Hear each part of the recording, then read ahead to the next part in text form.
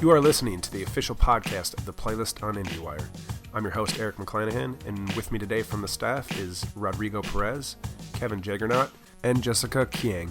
This week's main topic of conversation is the film Gravity. After its successful first opening weekend, we decided to dive into a spoiler-filled chat, so be warned those who haven't seen the film.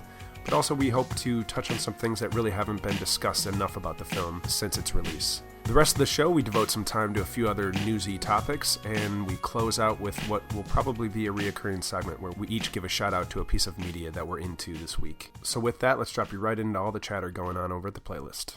So Gravity, it's done some crazy projections. 55.6 million in October, which is, Jess, you're saying is the highest October opening? The all-time biggest October opening yet. Right, so that's incredible. Roughly 80% of Gravity's 55.6 million came from 3D. That's huge because 3D is dying. Interestingly enough, and Jess, what was the number that you said 91% was the projected 3D? No, 91% was the advanced bookings, apparently. Advanced bookings, and that was higher than Avatar. Yes, by 1%, but higher. By 1%. I saw so many. We're all heartened to hear these numbers. That's fantastic. Great to see Gravity do this so well, even if some of us have issues with it. Regardless, it's better this than 90% of the other mainstream stuff that comes out generally, at least in the summer. Maybe we're just recovering from that. But I saw so many questions of, it's so funny because you're like, what? But I saw so many questions of people going, should I see Gravity in 3D? And it's like, of all the films that that you're going to ask that of, that's the one that, and I, for example, I hate to call him out, but Mark Duplass and his wife Katie Asselton, they were said on Twitter last night, we're going to go see Gravity, but we're going to go see it in 2D.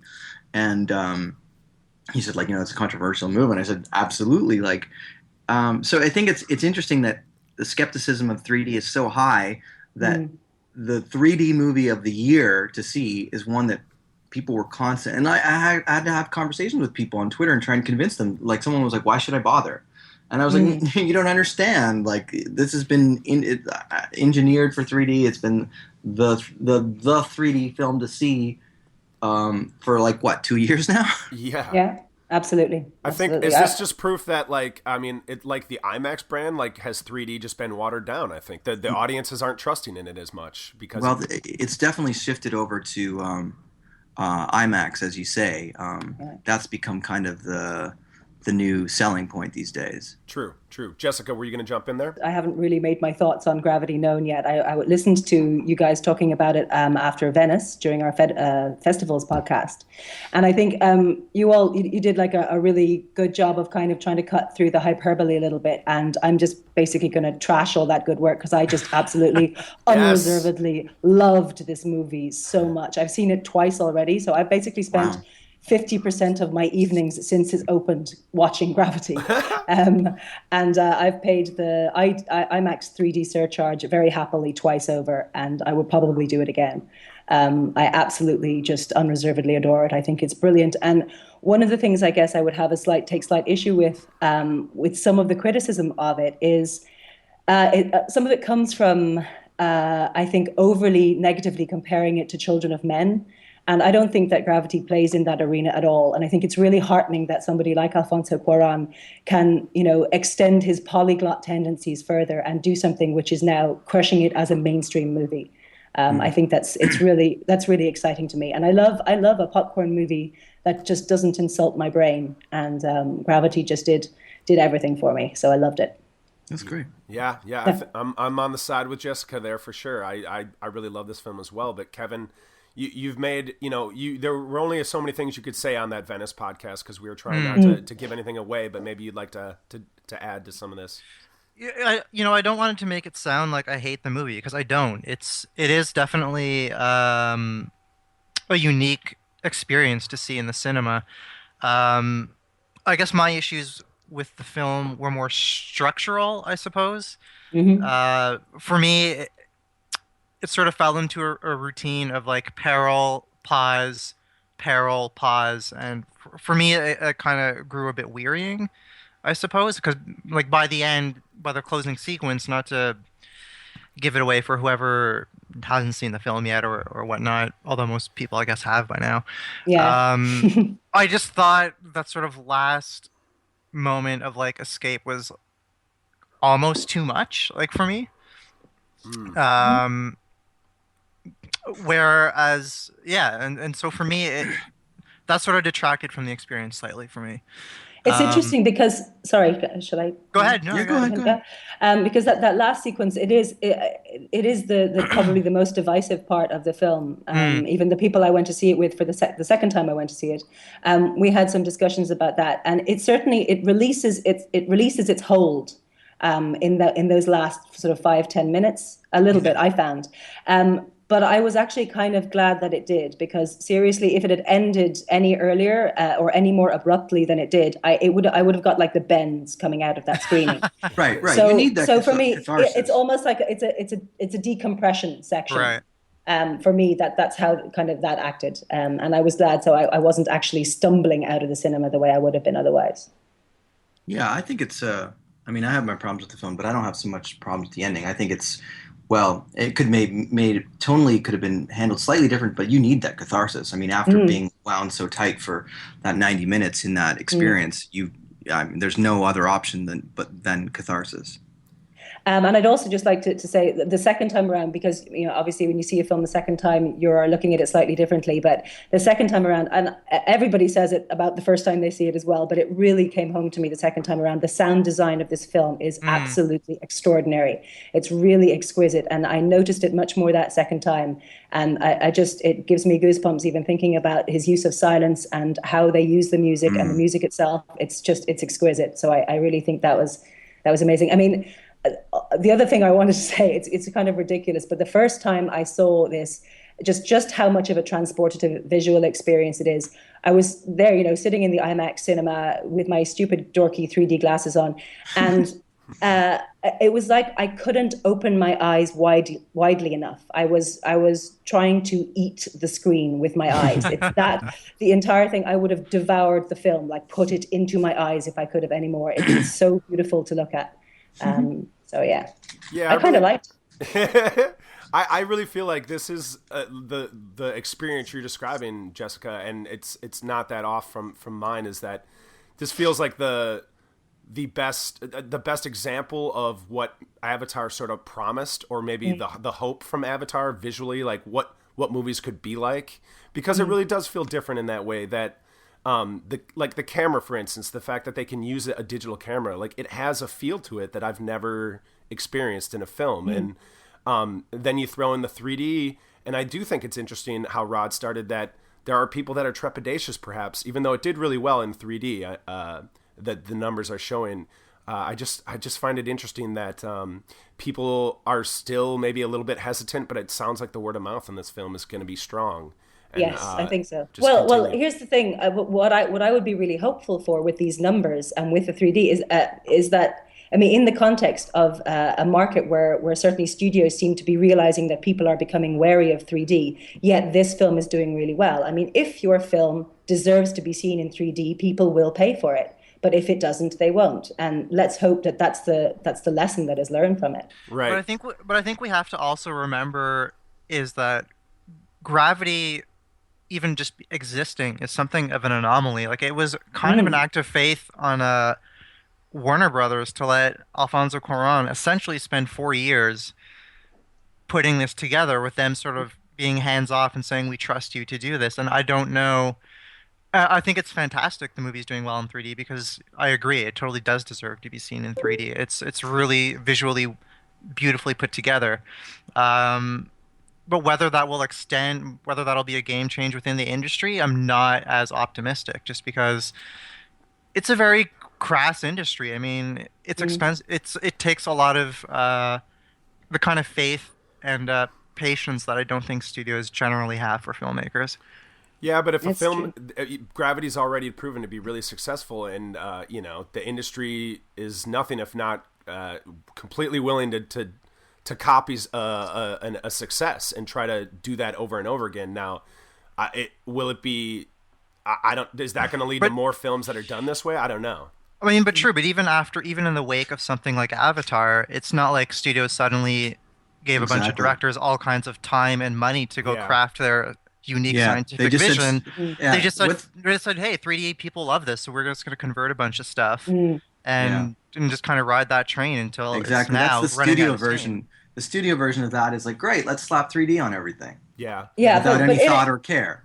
Right? But in a context of a market where slapping 3D on things has started to fail as a strategy, I think the success of Gravity's 3D is still, hopefully, it's maybe a green shoot of some hope.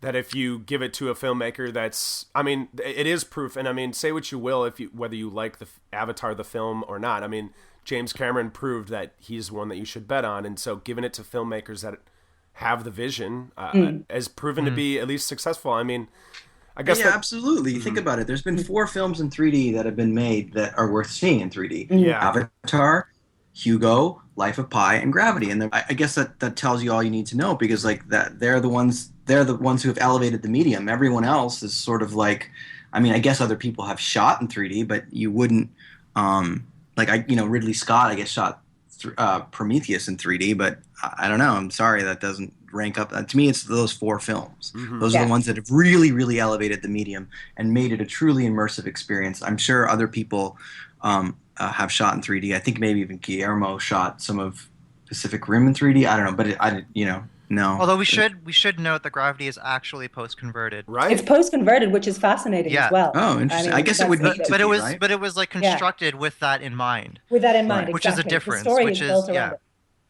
Yeah. Well, and I believe they even shot it on film too. When I was looking into that, I was like, holy shit. I was really surprised to see some of the technical sides of it, and that is interesting, but I guess it's proof that a post-conversion can be done well. I mean, absolutely. Well, a post-conversion can be done well if the vision for the film is there from the start, that it's going to be put through that process. Whereas, we all know that now it's just they shoot the film and then decide they want the extra surcharge on that ticket, so they just run it through a mill and hope for the best. Yeah, yeah. I wanna get into a little bit, guys, of what kind of movie is Gravity when we actually like really dig into it. I've said offline, I mentioned that I really see this as a horror film. I mean, you could place it in the parameters of something like a slasher, where Sandra Bullock is the final girl throughout the whole film, and then space is just the killer that's out there. Maybe that's a really simplistic way to look at it, but I don't really see it as a horror. I see it as a pretty traditional survival narrative. As we've discussed, there's a bunch of survival narratives this season. Captain Phillips, All Is Lost, even 12 Years a Slave is arguably one. I mean, it totally is. So that's an interesting trend that's also interesting, all hitting this month. Like 4 films of that nature. So, I think it's very much in the tradition of like sort of like that one person against the universe type thing. And it's like, very much overt in that way that it's her in space against, she has it's essentially just her. My issues are, I mean, I didn't dislike it, but I mean, I'm envious of the experience that Jessica had. I mean, I wish I had that experience. It's certainly not what I had. I think it's a tremendous visual thrill ride. I think it's very visceral. I didn't connect to it on an emotional level. I think the characters are kind of thin. I think some of the dialogue in the third act gets a little bit trite. I guess Sandra Bullock is good, but and probably better than some even skeptics think, because she helps sell the illusion throughout, much in the similar way that Tom Hanks does in Captain Phillips. But I'm just not moved by it very much.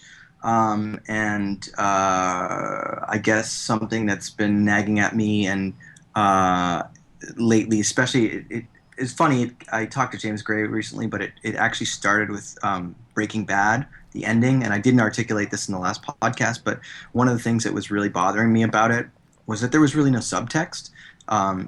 Everything that was on the surface of everything that happened in the finale of Breaking Bad was pretty much there on the surface, unless you are one of those people that subscribe to the fact that it's some sort of dream, which is ridiculous. But so that's, I guess, my kind of issue as well with Gravity, that it's pretty much What's on the surface is the movie. It's a survival thrill ride, and I don't know if there's much. I like that sort of chewy, deep texture that makes me the films linger. That's the resonant part, which always is the litmus test. And for me, Gravity sort of like was a bit of it was like a roller coaster where I was like, wow, that was kind of terrific, and then poof, it was gone, and I went back to civilian life. And you really have no interest in going back to see it a second time, Rod? Jessica's enthusiasm for it makes me want to go, geez, what am I missing? Like, what? I mean, I certainly didn't see it in IMAX. I wish I would have. But I just wasn't as immersed in it as much as I would have liked. And I don't want to get into it too much because not everyone has seen it, but Captain Phillips was my Gravity. Mm-hmm. Yeah, it was for me too. I had a similar experience with Captain Phillips. I was completely immersed. I was completely gripped. I was biting my nails literally the whole time, and I had an emotional connection to the character. It resonated, it lingered, and there's even some interesting subtext for the villains that it tries to like. It takes a few lengths to humanize them and sort of subtly inject their plight as well. And it's kind of, I know a lot of people said it's not enough, but it's pretty. I think it's pretty interesting because I always appreciate a movie that gives you little touches of something and never spells it out, but you already have a complete understanding of their situation. I would just add that for me, Captain Phillips sort of gave me maybe the emotional punch that I missed from Gravity. I just found it landed with me much more resonantly than Gravity did. I guess I wonder if Gravity really demanded much more than the surface layer that it provided. I mean, I think it's fair that you guys are comparing the sort of intense experiences between the two films, Captain Phillips and Gravity, because they are both tense, rides in their own way. But Gravity to me is really not just, for me, the experience was wonderful, but it's refreshing in that, and we mentioned it before, that it's 90 minutes. Whatever budget it was, I think they haven't fully been open about it, but it's somewhere in the market or somewhere in there of like 80 to 120 million. All that money is up on the screen, and they're able to, it is wall-to-wall special effects for 90 minutes. I really like that as what it can show how to make the kind of film that Gravity is, and I think succeeds really valiantly in what it tries to do. I just wonder if it really needed to go any deeper, and that's why I think it worked for me. Is what it wants to do, it does. It succeeds. Yeah, I have to agree with that. I mean, I think that because there is a sort of a, not exactly a backlash, but the criticism most frequently leveled against the film, aside from the fact that the ending might be a little bit less impressive than the rest of it, is that there isn't enough of this emotional connection, or that on occasion the actual dialogue or the story beats become a little bit rote. And I guess that's true, but what amazes me about it is I'm ordinarily kind of a story Nazi when it comes to movies, and I will seriously, and yet none of that bothered me in this. And I am also clearly a completely sentimental fool, but it really did get me emotionally. It really did get me. I was crying on several occasions. So.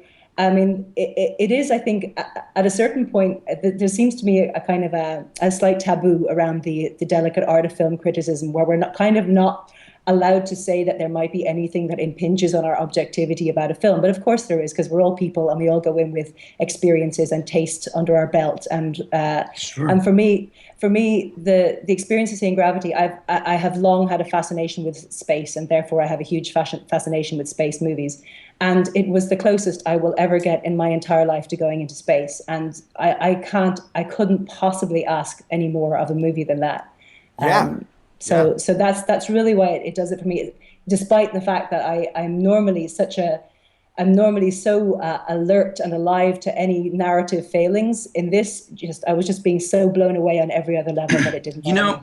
I said this in the last podcast when we were talking in Venice and Gravity, and Ollie was talking about Venice, and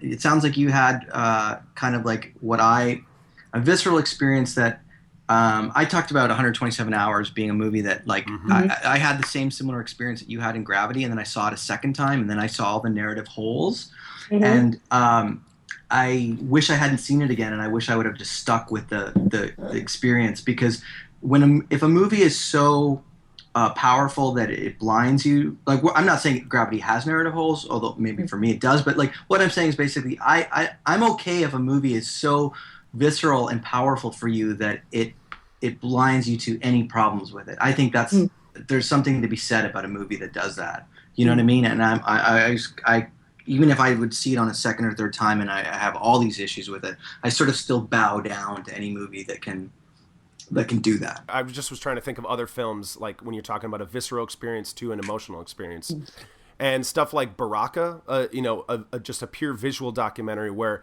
am I getting emotionally connected to things that are happening in there? Not really. I mean, there's a section where I might feel bad for well, I mean, in my experience, I'm just kind of lost in the imagery and the technical achievement of it. And for me, with that kind of film, it really just... Baraka. Maybe I'm thinking Koyaanisqatsi, which is like...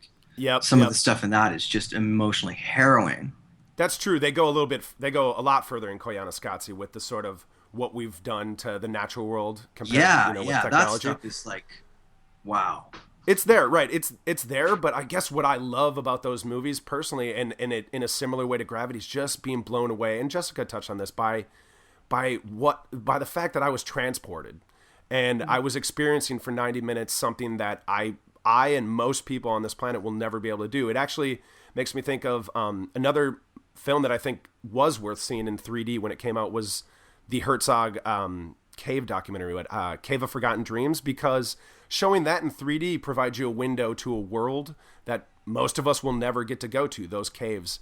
And I just think that was... I don't feel like I'm just saying, oh, that was enough for Gravity, and like it achieves what it needed to do, and that was enough for me, I guess. For me, I would definitely say being transported is not enough. If that's okay, in general, because then I just go see an IMAX documentary.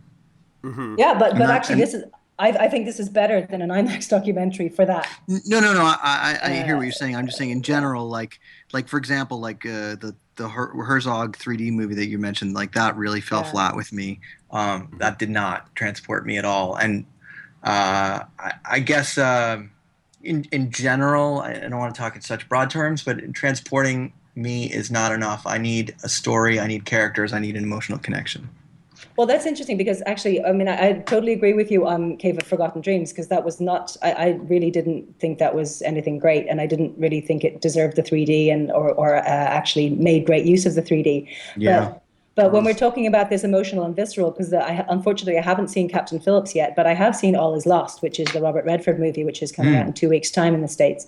Yeah. And that for me is a really brilliant and incredibly rigorous example of exactly what we're talking about here, because it is exactly the story of this experience. You get no backstory. There's like 2 lines at the very beginning in voiceover that indicates that this man who we are watching for the next 2 hours or so has a family, but there's nothing else. Like, he doesn't have a single other line of dialogue except for the odd Mayday, Mayday, and ouch, and yelping when he's... And for the rest of the time, all we're doing is watching him battle one thing after another, climbing masts. He's on the boat, he's off the boat, there's another hole, he's in a dinghy, So that for me, and I really appreciated and admired the film on that level, as on the level of skill, but it did not stay with me at all. And it was a completely, for me, it was exactly what people are kind of accusing Gravity of being, which is it was just this visceral experience. It puts you through the ringer physically, but not emotionally at all, because I didn't have any connection to him. And you're not really supposed to. And I admired it for its formal rigor in that regard, but it's not something I took to my heart, and it's certainly not something that stayed with me. I think it's a really brilliantly done film, and J.C. Chandler deserves all the props in the world, as does Robert Redford, for physically putting himself through that role. But as a film, as a sort of a satisfying, rounded film-going experience, Gravity knocks it on its ass in my eyes. Yeah, and I'd say Gravity, is simplistic as it is in its character development for the Sandra Bullock character, I feel like it was enough, because generally I'm invested enough in that character simply because person deserves to die the potential death that's looming for her. And I feel like that simple conceit is enough. And Cuarón, I mean, seems like he's really, or at least with the last 2 films, has been interested in simple stories. Children of Men is a very simple point A to point B structure, but you get everything else that's there layered in the background. Gravity is more, maybe it's more on the surface, but man, that surface is amazing. So interestingly, that there is we had an article about it on the blog, but there is a 7-minute short film directed by Cuarón's son Jonas, who also co-wrote the script for Gravity, and it's called Aningak. I hope I got that right. But it's basically, which I just think is a beautiful idea anyway for a spin-off sort of short film. It's the other side of the conversation that Sandra Bullock has with the man who she can't understand when she makes contact briefly in the little shuttle pod thing. And it's set on Earth. It's in Greenland, and he's the star of it. And it's that moment where he suddenly makes contact with somebody who he doesn't understand either, but somehow they manage to set up this little communication. And there's the dogs that howl, and there's the baby that cries. And it's the UK writer Neil Young has done a very detailed breakdown of it. But we haven't managed to see it yet because, bizarrely, they haven't shown it really anywhere in conjunction with Gravity. I mean, I can understand why they don't show it as a trailer. They showed it in Venice. Did they? But they showed it separately from the film. They showed it. They did show it. Apparently, at the beginning of basically, they showed it as a short. In strangely enough, out of context. You're watching Stray Dogs or something. And, I think they screened it for Tracks, that Mia Wasikowska film. Yes, they showed, and in the States somewhere, apparently they've showed it before We're the Millers, which blows my mind completely. What? Yes, exactly. As kind of a glorified trailer or something for Gravity, they showed it before We're the Millers, which is, absolutely genius marketing. Whoever thought of that one? Well, they're both Warner Brothers films. Yes, so well, maybe the that's Warner Brothers genius was like, here's a creative way. Yeah.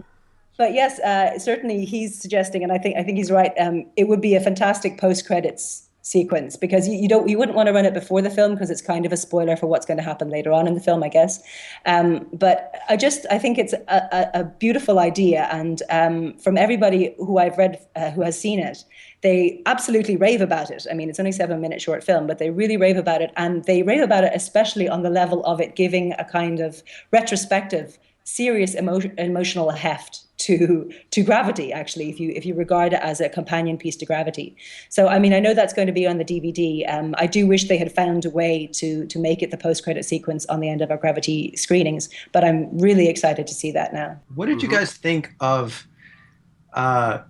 they're sort of counterintuitively doing the opposite that you would think with Sandra Bullock's character, because she has nothing to live for. She has no child. She has nobody.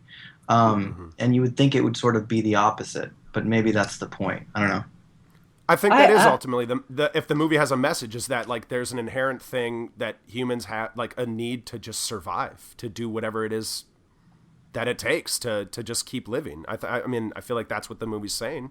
Well, I don't think it's just, you see, I also don't think it's just about survival. All Is Lost is just about survival. The Robert Redford character in that becomes basically the human personification of the desire to survive. We don't know anything else about him. We just know he's a guy who wants to keep on living. Whereas for me, Gravity has emotional undercurrents that kind of make that a little bit less, a little bit, maybe less pure, but also a little bit more truthful or something. Because actually there's something else going on in Gravity where it's actually well, maybe I'm probably reading way too much into it, but you owe all the people who have died, you owe it to them to go on living. And that's what I think the conclusion she comes to. And in a way, it's because she lost her daughter, and it's because she's lost Kowalski, and it's because she's lost all of the crew on that mission, that's where she finds her will to survive. See, that's the best point I've heard about this movie so far from anybody ever. Okay. Oh, why, thank you. So I mean, but even like when she gets back to Earth and there's the frog that swims past her, which is in the script apparently. I hadn't read the script, but my boyfriend had read the script, and he couldn't believe the frog that swims past. Like, this is how detailed the script was already. however many years ago, the frog that swims past her in the water when she's trying to struggle to get out of her spacesuit, that was written into the script. So the And idea then the that they camera would, even like lingers on the frog yeah, for a little bit. camera lingers, yes, and a frog will pass by, and we'll follow the frog up to the surface. And so for me, that was again the second time. Probably I got more of this the second time, but those sort of elements of nature that she is suddenly surrounded by. There's the buzzing of the insects when she comes up, and the tweeting of the birds, and the frog and the fish, and just life. This sort of sense of life, and she crawls out of that lake like she's crawling out of the primordial soup. And there's all of these sort of things about rebirth and the metaphors of rebirth. Obviously, there's the 2001 rip-off shot that kind of bothered Ollie, but I just think is such a beautiful shot and so worked for me in the context of the film that it didn't bother me. And all of these sort of symbols of rebirth and of life and of why it is that we need to keep on living. I really found it a very beautiful and quite moving experience on that emotional level that I guess you guys didn't find there. I'm gonna go see Jessica's. I want on the Blu-ray and the DVD. I want to just have Jessica's experience. I don't really want to see Gravity. I just want to. I want to have like some sort of emotional recording of what Jessica experienced, and that to me is better than Gravity. I wonder if just looking at the ending, because I want to hand it off to Kevin maybe one more time before we move to the next segment, is the ending where it just got too repetitive for you, like you were describing, pause, peril. Where did it push things a little too far with the ending by the fact that when she lands, she's got I was like, God, really? You're gonna like push it this far? Like she lands, but then there's the whole issue of the water and that she might drown, and then her suit. That particular scene kind of took me out, I guess, of the movie by that point. Like I was kind of riding with it, but even by that point, and I have to say, when I saw the film in Toronto. When that scene happened, that sort of last scene, there was a sort of very audible from a couple of people around me, a very audible kind of sigh. That like there was sort of one more hurdle that we have to go through with the score kind of cranked to 10, and the score is a little bit much sometimes. Yeah, and that's another sort of niggling thing is that I think the score is beautiful. Like I really like the score, like on its own, like it's kind of really great. But I do think there's a tendency in the film.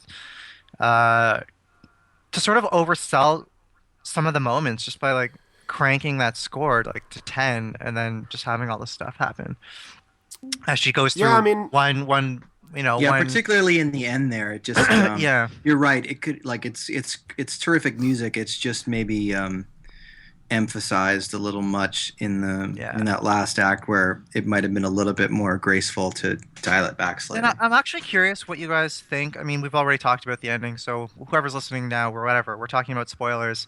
Yeah. Sorry, yes. What do you guys... No, it's fine. It's fine. I think most people listening to this probably saw the movie already. What do you guys think of the ghost Clooney showing up? Was in the film? That scene for me too, like... I found it kind of manipulative, and I was going to say it really didn't work for me. Okay, having I think maybe communicated that I'm quite a fan of this film, I will say the only thing that bothers me on that story narrative level was that after the first screening as well, like even while it was happening, because I mean I don't know, but I know Alfonso Cuarón enough and I trust him enough that I knew from the first second that this is a dream. Also, she's just fallen asleep, and then something completely and utterly impossible happens.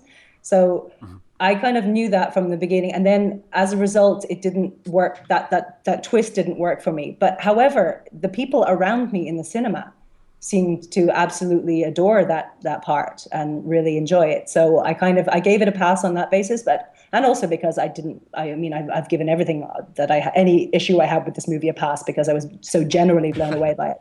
But yes, I would think of all of the things that anybody has mentioned as being things that they didn't like about it, that came closest to taking me out of the movie for a moment or two.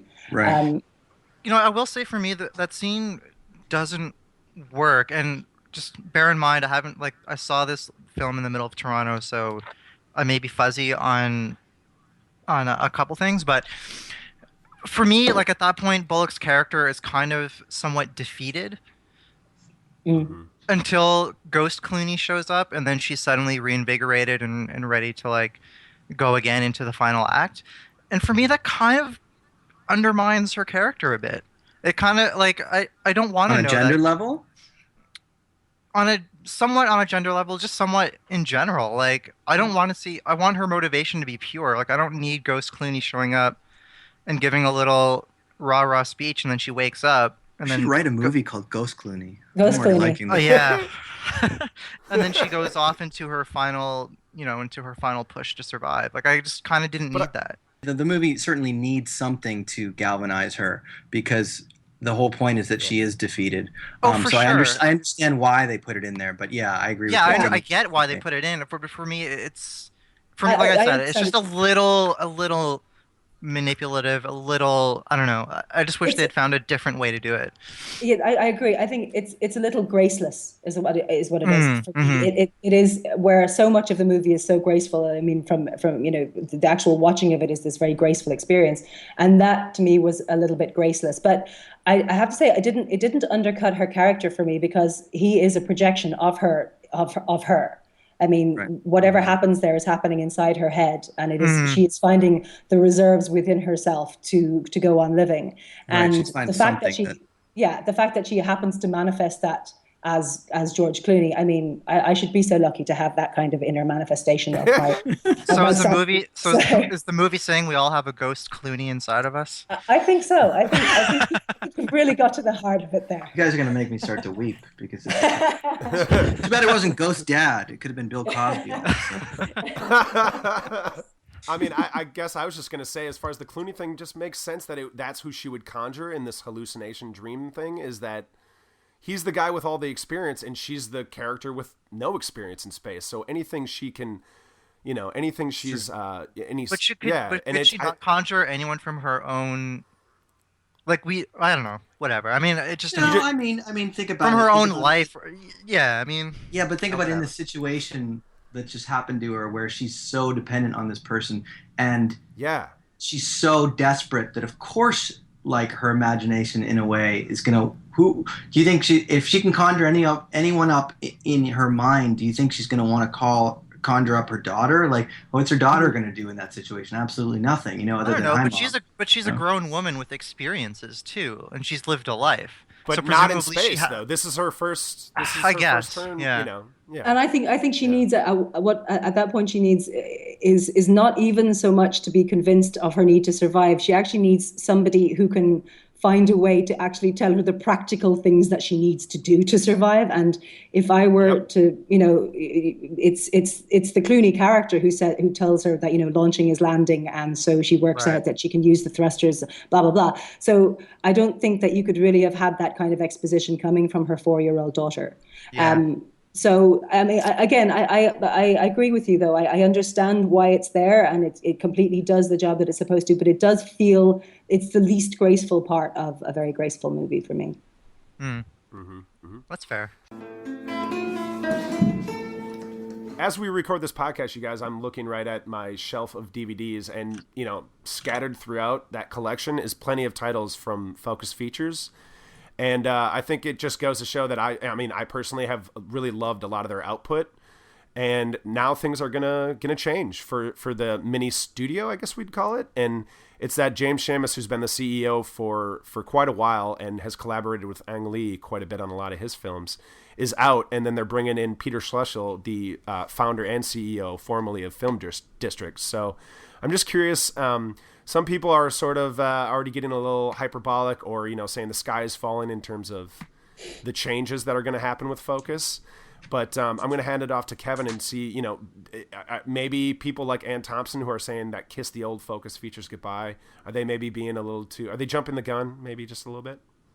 I think so. I mean, until we really see what this new guy does, I mean, we can't really know one way or the other. I do think that Universal is probably looking to focus to handle more films because the general landscape in Hollywood for all the studios is that all the big studios are just going to make pure blockbusters because that's where the money is, and then even mid-budgeted, dramas, whatever, anything that's sort of mid-budget, anything that's slightly not, a big spectacle is probably going to be start handling by offshoot divisions. So I think it's just symbolic of Universal's desire to sort of use their main brand on big movies, and Focus Features will be. I think we'll still get art house stuff. I think they're probably going to do more genre movies because Film District, uh, they did a lot of that stuff. They put out like Olympus Has Fallen and similar types of movies this year. And They're Drive and Looper. and Drive and Yeah, that was a behind- different company, by the way. It was handled by different people Oh, back then. Right. Yeah, and The film district of Drive and the film district of Olympus Has Fallen oh right. is pretty different. And if you pull up like every film district movie and you look at their last 6 titles, and they're all films that are kind of terrible. Yeah, but they're also they're also behind Insidious, which I think is what their MO might be for some of the future Focus output, which is very cheap to make and hopefully will turn a big profit. Sure. To your point about like it could, yeah, things will change, but it could be as simple as something like Universal's Rush being put out by Focus Features rather than Universal. Yeah, for sure. But I think what I actually, because I read the statement originally, and if I was parsing that statement correctly, they have said, I mean, what they want to do with Focus is broaden. I mean, not shift its perspective, but broaden it. And they want to up the production or the number of movies they put out per year from 6 to 10. So, in the best case scenario, that means that Focus stays much the same or has much the same remit as it already does, but plus another 4 movies, which will probably be much more in the genre territory. Now, obviously, the balance isn't going to work out quite like that, but I really think the sky is falling kind of prognosticators are a little bit hysterical. Mm-hmm. Well, in general, like to proclaim the sky is falling about anything is a bad idea simply because it's just you got to wait and see. But yeah, I can understand the concern, but But the other thing that interests me in all this now, I really I don't pretend to be any sort of an LA business industry insider person, but I mean what interests me then is that James Schamus is now essentially a free agent. I don't know how bitter his leaving Focus has been, but it does mean that there's this man who is incredibly well respected and has a huge number of friends who is now essentially a free agent there. So, I mean, the best case scenario, surely, that we should be hoping for is that he goes off and sets up his own thing, or he teams up in some kind of superhero team up with Megan Ellison or somebody. So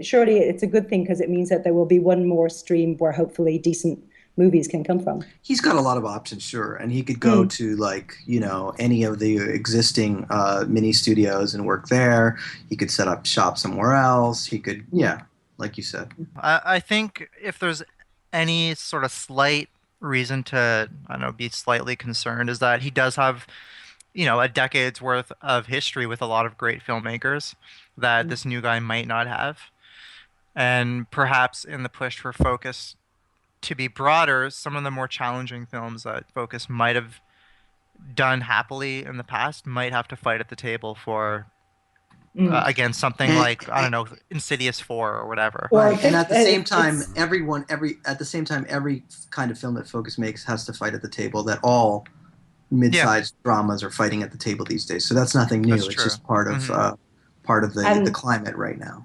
And wasn't part of the context for this whole thing was about 50 Shades of Grey, I believe. Something about it's the CEO of Universal, who's Donna Langley, I believe, and she became personally involved in the fight for the rights, and then they won the rights to 50 Shades of Grey, and that's long been seen as one of the reasons for this whole general reshuffle. Because they're basically going to be putting a lot of eggs into their 50 Shades of Grey basket, and so I wonder how much even time or particular, mind space they have to be spending on their smaller art house movies. Yeah. To Rod's thing about, Rush would be, would feasibly, a kind of movie like Rush would be released on Focus Features. Actually, Ron Howard's next film is going to be on Focus Features. There you go. News today on the site just dropped that Quentin Tarantino, the ever-talkative filmmaker and always willing to give his opinion on movies, has released his top 10 films so far. And to say the least, there are some interesting choices on there.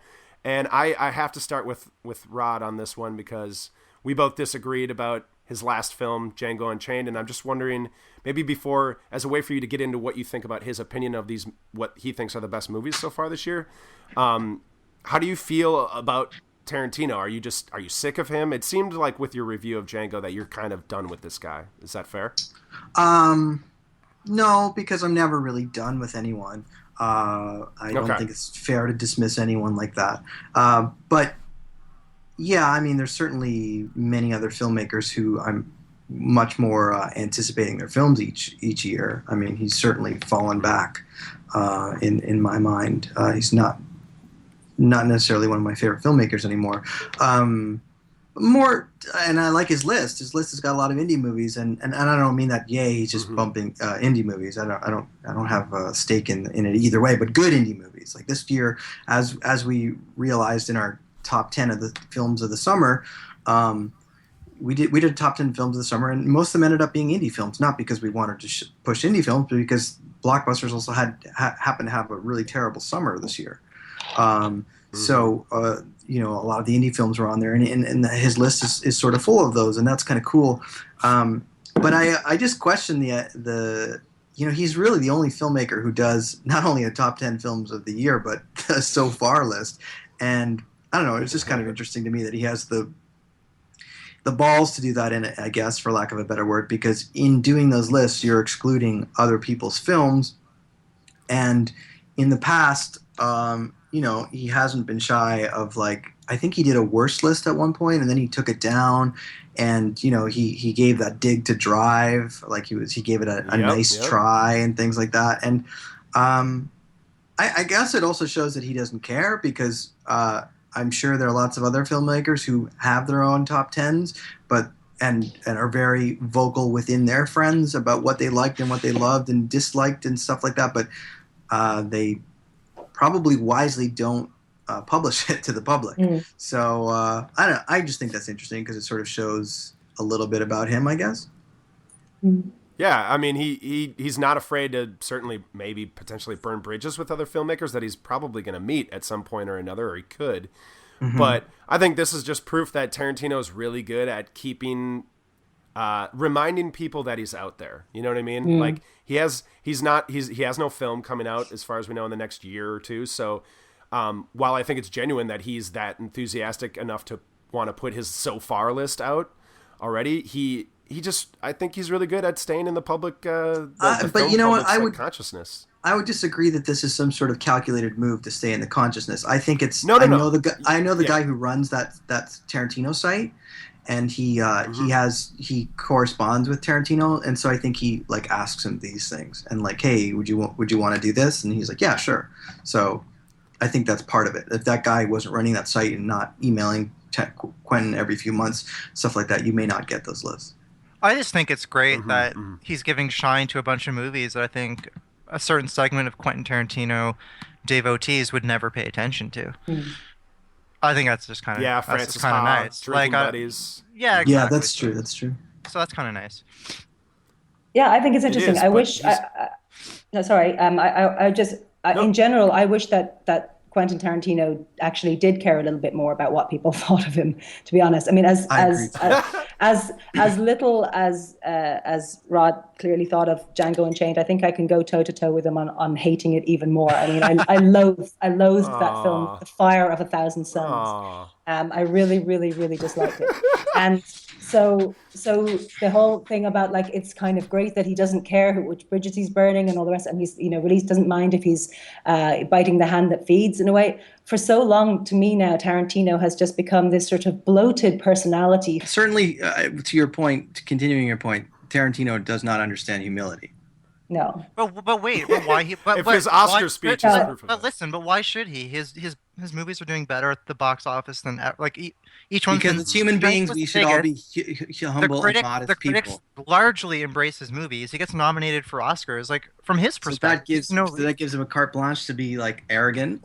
Jackass, from his perspective, why not? I think it kind of does. Like, it's not as if his films are being critically reviled and he's like continuing on doing his thing. He's doing what he feels he does best. He's being embraced. So why would he change his program? I'm not saying that he's doing it wrong from a strategic point of view. I mean, he's incredibly successful, famous, and rich, and he's doing a lot of things right. If that's if those are the matrices on which he wants to continue to succeed. However, if he wants to get into my good books, which is essentially what I'm saying, which is where everybody should want to be, he really does need to make shorter, better films. Well, you know that I think his publicist is definitely going to send this to him, and maybe. Yes, I know.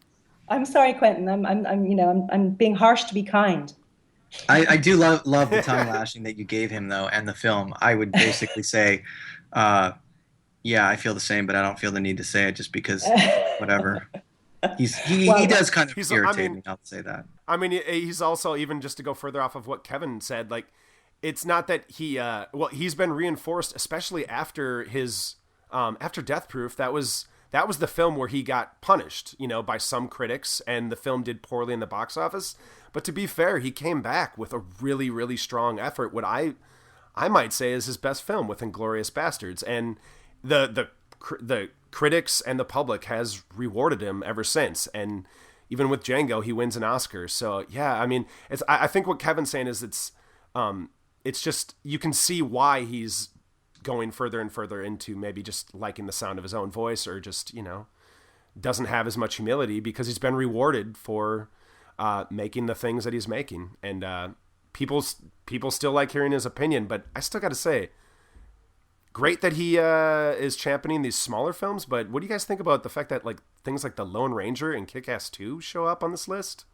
It's like bizarre to me. I don't know. Well, Kick-Ass was on his 2010 list, and his lists have always had sort of whatever blockbustery, forgettable movies on them. So it's not really a surprise anymore. He put Three Musketeers, that crappy Paul W.S. Anderson movie, on one year. So I don't know. I think he has a certain weakness for crap. I'm sorry, that's way more damning than anything else. I would just love to see making some tighter, shorter films. Yes. That's been a big problem for a while now. But but The Lone Ranger on his list, I would say if he did a commentary for that movie, I would listen to it. Because I would just want to see that movie through his eyes. Because I can't really think of a reason to watch that movie ever again. So. Yeah, and then you wouldn't hear the annoying little kid talking. You'd just hear Quentin Tarantino. Exactly. Hopefully over it all. So before we do close off, I just wanted to pass it off to each one of you to give an opportunity just to mention something that's going on, that you're, a piece of media, or in this instance, I'm going to start with Rod to talk about the New York Film Festival and a film in particular he and Jess wanted to give some love to. So go ahead, Rod. Oh, yeah. So New York Film Festival is underway right now, and, there's been a bunch of good stuff. I don't know if anything that we haven't necessarily discussed, but one film in particular that's quite great is Gloria, a Chilean film by, I forget his name, Sebastian Lello. Thank you. Sebastian Lello. Yeah.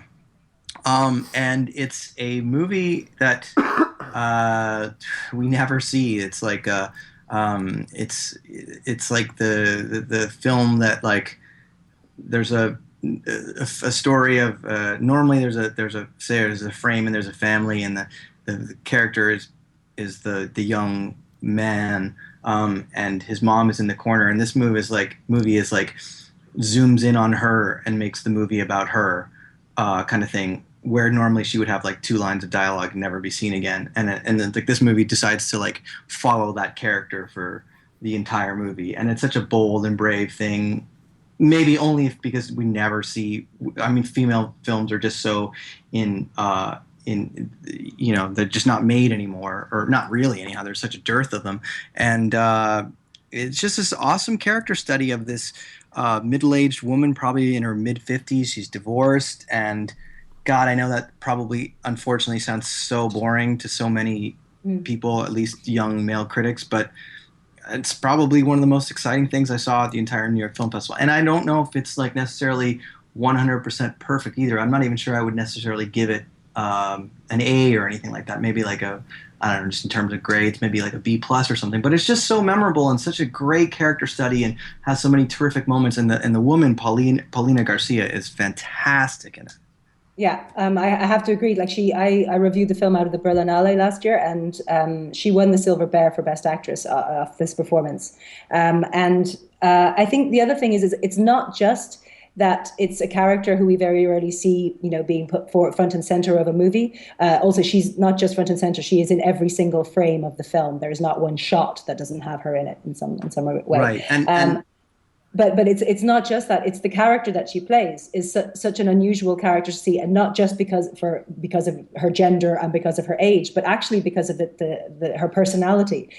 I mentioned this in the review that I ran. It's really unusual to sit in a movie for 2 hours and watch a film, especially an art house film, which is where this lies, that is about a fundamentally good, happy person. Like she's a happy person. She's not tortured by some terrible guilt. She doesn't have some awful, terrible tragedy in her past. She's like an ordinary woman who thinks quite well of herself, who makes mistakes, but she forgives herself for them. It's a really, really unusual character, and it sounds like exactly the sort of thing that should not make a compelling movie, and yet it absolutely does. Yeah, there's like in many ways there's little plot to it. There's very little of this sort of like your first act conflict and then your second act conflict, and it doesn't really have that kind of 3-act structure to it. I mean, I guess if you really broke it down, it does, but it's sort of just like a chronicle of her and what happens to her in this space of time. And it's just, I mean, the other thing is like, whatever, there's all this gender stuff we don't see, and age stuff we don't see this character, but regardless of all that, she's just so incredibly well defined. I mean, I think that's what Jess was getting at, and it's just such a like you think this is a person in real life. She's just such a well-rounded, 3-dimensional, awesome person, and it's like you want to see this kind of writing in every character at all times. And she's a really living person, but she's also an incredibly warm person, and it makes spending time in her company a real pleasure. It's a really uplifting film as well, bizarrely, even though nothing like sort of on the grand scheme of things dramatic and uplifting happens, but it's an incredibly joyous experience to watch just because she's so wonderful. Yeah, everybody needs to excellent, see this movie. Excellent. And it's the Chilean and do we know when Academy Award nominee. Oh, is it? Oh, good. Yeah. Oh, good. Good. That might hopefully get it some more attention that it's going to need. Probably till after the Oscars. That's generally what happens with these sort of things. They become the Oscar nominee, so it's not going to be in. That happens like late March or early March, late February, and then depending on whether it wins or whatever, that's how they roll out their schedule. So it's probably I bet you we'll see it in the spring of 2014. Well, good. We're all going to have to keep an eye out, because films like that need all the support they can get, and just, keep an eye on it out there, folks. Kevin, anything you'd like to give a shout out to? Well, the past week I haven't really watched a lot of films, but I managed to get a copy of Lawrence Anyways on Blu-ray, which I'm going to be doing a short piece next week. One thing that sort of stood out for me on that in the extras actually is a sort of really great feature on the deleted scenes, and it's not just a bunch of scenes like thrown onto the disc. It actually has Javier Dolan sitting down and actually explaining why scenes were cut, what he did and didn't film, and how he sort of put the film together. So it was kind of nice to see, because we don't really get that very often in DVD material, so that was kind of great and sort of stood out for me. And I just want to shout out the new Pusha T track, Nostalgia, because it's awesome. Everyone should listen to it. And the Kendrick Lamar verse is amazing. So that's the one that Joaquin Phoenix did not produce, right? No, that's a different track. That's King Push. This is a new one. But this is the club banger that you're recommending for everybody. Yeah, man. Do it. Good to know. Very nice. God, I feel like a clueless old man. I don't even know what you were talking about. I don't know what that is. I'm sorry, guys. Well, cool. Well, good call on Lawrence anyways, Kevin. It just makes me think, we've talked about kind of messy movies that just sort of their flaws and their messiness maybe help elevate it above something that you might be more critical of. And Lawrence, like you guys both really loved, Kevin and Rod really loved Rust and Bone from last year. And also I am blanking on the Sarah Polley film with Jesus Christ, with Seth Rogen. Take This Waltz. And, yeah. Thank you. Yeah, Lawrence anyways is another film that just kind of makes me think of that, those where you might consider them flawed, but that sort of adds to the messy reality that's being presented in those films. And it's another film Sure. that, Lawrence anyways, And, it's not it's just perfect, kind of but great to see a director really explain why, like how he put the movie together, and it sort of gives you a greater insight into why it's even structured, why the long movie, it's like 2.5 hours, is structured the way it is, and why certain things stayed. So it's great. I suppose the thing actually that made the biggest impression on me this week was actually I wrote it. I watched it, rewatched it in order to write for a Gravity feature that we did, which was 10 films to see before and after Gravity, which is up on the site at the moment. And the first 5 of them were the 5 films that Alfonso Cuarón himself name-checked as being the movies that inspired him when making Gravity. And of those 5, the one that I got to rewatch and just rediscover and re-find absolutely amazing was, of course, Robert Bresson's A Man Escaped, which is just an absolutely incredible, sublime piece of movie making. Yes. Really, it's just so wonderful. And there's nothing I can say about it that will even remotely adequately convey just how compelling a film he makes out of basically one guy being put in prison. But it is such a truly, it's a really true masterpiece. So if anybody hasn't seen it, watch it immediately, because it's absolutely fantastic. And then obviously read the feature, which is also fantastic. And then go read our Bresson feature that we did. Yeah, and then I'll read our Bresson feature as well. And then everybody go and watch all those films because they're fucking so that's my shout out. I would like to give a reverse shout out to the first 2 episodes of Marvel's Agents of S.H.I.E.L.D., which were really, really disappointing. And I just felt like going back to watching TV in the late 80s, early 90s again. I wasn't impressed by those. I tried watching like 10 minutes of like the first episode, and it was so brutal. I just could not stand. I changed the channel. It was awful. Even the first episode is actually better than the second episode. The first episode even has more of the witty quips that we might expect from this. But the second episode doesn't even have those, and actually even leaves a few of them hanging. The punchlines hanging. It's pretty excruciating. But the second episode for geeks out there does have Nick Fury come in at the very end. Samuel L. Jackson comes in at the very end. So there's that. And then one more shout out for Gravity, right? One more shout out for which? Gravity. For what? Oh, for Gravity. Yeah. I'm just making fun of your enthusiasm. Yeah, no. So I don't think anybody, in case people don't realize that there's a movie that's in the cinemas now. It's a 3D film that's directed by this guy called Alfonso Cuarón, and it's really quite good. Stars Ghost Clooney. Yeah. So those were my shout outs. Well done. Well, yeah, with that, guys, I just wanted to thank all 3 of you for coming on, Kevin, Rod, and Jessica. Looking forward to having you on again soon. And thanks again, guys. Thank you, Eric. All right. Later.